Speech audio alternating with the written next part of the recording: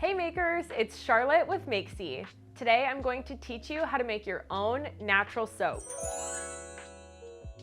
Making natural soap is something that you can easily do at home and control all of the ingredients that go into your finished bar of soap. Why I fell in love with making handmade soap is because, one, that exact reason, I get to pick all the different ingredients that I want based on my skin needs, choosing the oils, butters, clays, and fragrances that I like. Two, it's a fun creative challenge, and I never end up making 2 bars of soap that are exactly the same. With all of the different chemicals that are out there in our personal care products these days, I love being able to make my own handmade soap for myself and my loved ones. And if you follow this recipe today, you'll be making your own natural soap in no time. So first, let me walk you through the ingredients that you'll need to get started. You can either purchase these items a la carte, or you can purchase one of our starter or pro kits on Makesy.com. So first, we need to use some type of base. In this case, I'm using our Trinity Blend. Our Trinity Blend is a pre-blended quick mix of soap bases that includes olive oil, coconut oil, and responsibly sourced palm oil. I love these 3 ingredients because together they make up all of the properties that I'm looking for in a bar of soap. Coconut oil provides a super cleansing and fluffy lather. Olive oil is ultra moisturizing and always leaves my skin feeling super hydrated. And RSPO palm, that's responsibly certified palm oil, is really great for making my bar hard and long lasting. So that is what makes up our Trinity Blend. And then in addition to our Trinity Blend, I'm using our 50/50 Lye Solution. So in order to make any type of soap, you need to use lye. If anyone tells you that you can make soap without lye, they're lying to you. The only type of soap you can make without lye is melt and pour soap, and that is essentially soap that is already made and the lye has already been used in the process of making that soap, but you can just melt it down and it's basically finished soap already as it is. The 50/50 Lye Solution is really unique because it greatly eliminates your handling of lye. If you were to use just lye flakes instead of this lye solution, then you would need to use thermometers, you would need to make your lye and water solution in advance, and there's a lot of other steps and safety precautions that would go along with using lye flakes, which is the traditional way of making natural and handmade soaps, instead of using this 50/50 lye solution. And the other 50% of that solution is simply water. So in this case, the chemical reaction between the lye and the water has already taken place. There's no lye fumes, there's less handling of the lye. Overall, it's just a much safer and better experience to make soap using this 50/50 solution.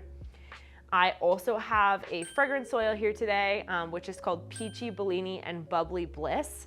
I love this fragrance because it's just super clean and fresh and fruity and effervescent. It's really perfect for body care products and bath products. You can make soap without fragrance at all. You can use essential oils. Today I'm not using any colorants, but once you start making your own soaps, then I would certainly recommend introducing in micas, clays, and other fun colorants where you can do swirls and many different techniques to create beautiful bars of soap. But if this is your first time ever making soap, I suggest you just get started with the basics. And today, that's our Trinity Blend, our 50/50 solution, and our fragrance oil. Because I am handling lye, you do need to wear safety equipment when you're making soap. Lye is a caustic material. It can cause burns on your skin. And I think it's really important when you're making soap not to be afraid of lye, but to respect the fact that it is a chemical that can harm you if you don't handle it properly. So I'm gonna get my protective equipment on.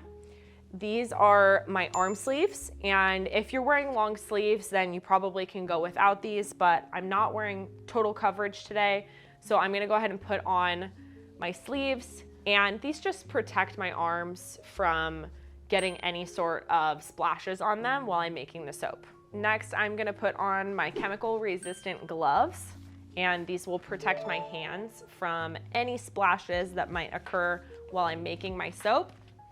And last but not least, I'm gonna protect my eyes from any splashes. And these are my super stylish safety glasses, which, like, if you're gonna wear safety glasses, why not make it fashionable? So let's get started making this soap. And you guys can follow my exact recipe if you purchase your supplies from Makesy.com or if you purchase one of our starter or pro kits. So the first thing that I'm gonna measure out, and when you're making soap, you always use a scale. Everything is done by weight.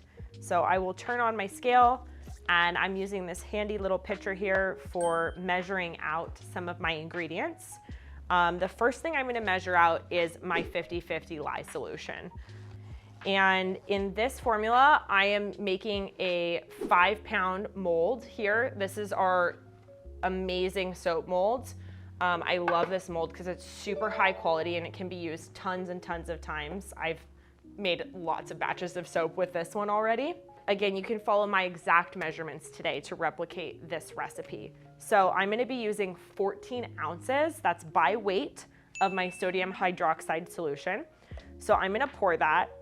And whenever I'm making soap, I like to measure out everything in advance before I get started doing everything. I measure out my water, I measure out my oils, I measure out my sodium hydroxide. That way I'm only focused on getting my measurements correct, making sure that my calculations are accurate, because once you get started mixing and blending things together, then it can be hard to do math and focus. So it's important to be focused during this part of making soap so that you don't make any mistakes. Because if you mismeasure something, then your soap could be lye heavy and not work properly, or it could not have enough lye in it and it could be soft. So really important to get the measurements correct in this phase. And again, I just poured out 14 ounces by weight of my sodium hydroxide solution. So I'm gonna let that sit right here. And I'm gonna put my sodium hydroxide right next to it so that I know these two things are together. If you start making soap a lot, I love to use a different color pitcher or to label my pitchers so that I always know what is in what pitcher. I have 7 ounces of distilled water that I already measured in this pitcher, and I'm gonna need to use that extra water to make my soap. The reason why we don't just put more water directly into this solution is because, again, once you get more advanced with soap making, this 7 ounces of water could also be aloe vera, it could be goat's milk, it could be coffee, it could be a lot of different ingredients that you want to use, or even floral waters maybe.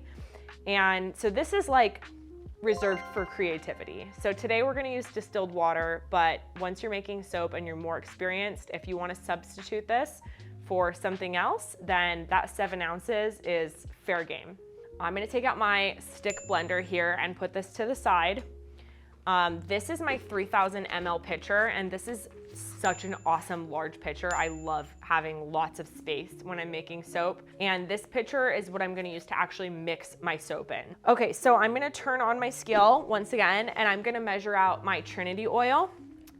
I will be using 48 ounces of Trinity oil today. That's 3 pounds or 48 ounces by weight. The Trinity oil does not have to be heated if you are in a warmer temperature. I'm located in California, so it's pretty warm here right now, and this is fully incorporated, but you can also heat it up if it's a cooler time of year or you're in a cooler area. I can either put it on my wax melter on the lowest setting possible, or you can microwave it for a few minutes. And that's just gonna make sure that the palm, olive oil, and coconut are fully blended together. And another trick, if you don't have access to heat, just leave the cap on and shake it up. Again, the goal here is just to make sure that our ingredients are fully incorporated. Mine are ready to go. So I'm gonna pour out 48 ounces into this pitcher, or 3 pounds. And now that I have everything ready to go and measured, I am ready to start blending my ingredients together. I also have my fragrance oil ready to go. I'm using 3 ounces of this fragrance today because it's a little bit of a lighter fragrance, but if you're using a strong fragrance, you could definitely use 2 ounces of fragrance. I've got my 50-50 and I've got my water. So the first thing that I'm gonna do is I'm gonna combine my water and my oils. I'm just gonna pour my 7 ounces of distilled water directly into my 48 ounces of Trinity oil. And I'm just gonna give this a quick blend with my stick blender to emulsify these ingredients.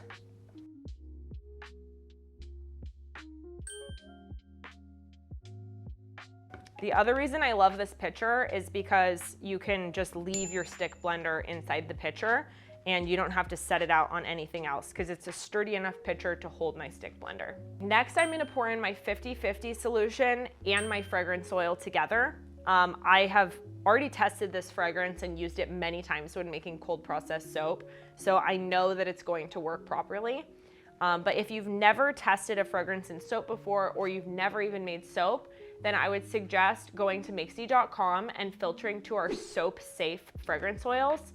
These are fragrance oils that have already been tested in cold processed soap, and that way you know that they're going to be easy to work with and not cause issues like discoloration or cause your soap to harden really quickly, or any common issues like that that occur with fragrance and making cold processed soap.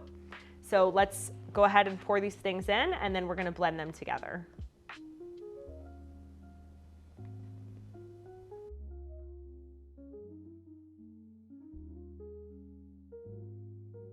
That smells so good. Oh my goodness. Okay, so now I'm gonna blend these together once again with my stick blender.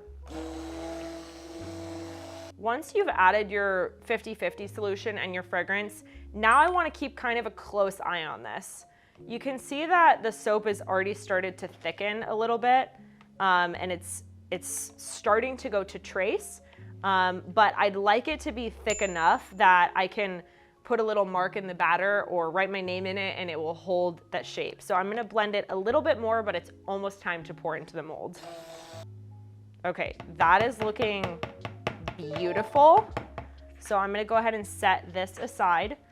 You can also just unscrew the top of your stick blender here, and I'm gonna go ahead and just set that down. Now I'm gonna pour my soap into the mold, and I'm just gonna use a spatula here and get it every last bit into this mold.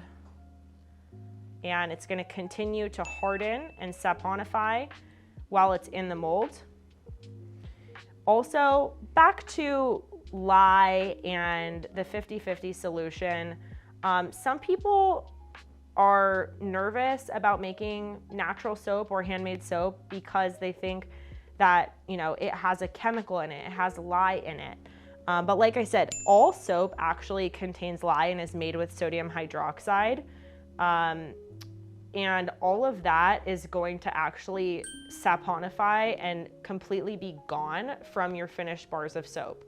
So over the next 24 to 48 hours, my soap is going to saponify and the lye is going to be completely eliminated from this batch of soap. So all that's gonna be left are my amazing nourishing oils and my fragrance.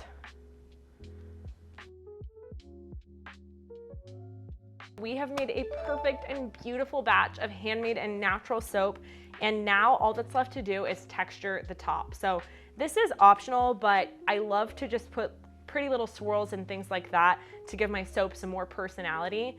And then I'm gonna come back in 24 to 48 hours and I'm gonna cut this soap.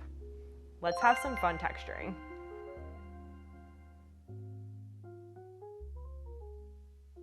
Okay, we've made beautiful cold processed soap that is ready to cure. Now we have successfully made your first batch of all natural and handmade soaps. Let this bar sit for 24 to 48 hours before cutting it. After that amount of time, it will be safe to handle. The soap will continue to cure and lose water weight, getting harder and more long-lasting for the next 4 weeks. However, with this formula, the soap is actually ready to use and safe to use after 48 hours. So you can use it or gift it after that period of time, but the longer you cure it, the harder and more long-lasting it will become. This is a soap that truly gets better with time. Now that you have completed your soap, go ahead and just place your lid on to keep out any debris during the curing process. Set it aside, come back in 48 hours, and you can use a soap cutter or a knife to unmold and cut your beautiful bars of soap. Congratulations on becoming a soap maker. Thanks so much for watching, and be sure to subscribe to our channel to stay in the know on all the latest makers tips and tricks. Now go make it happen.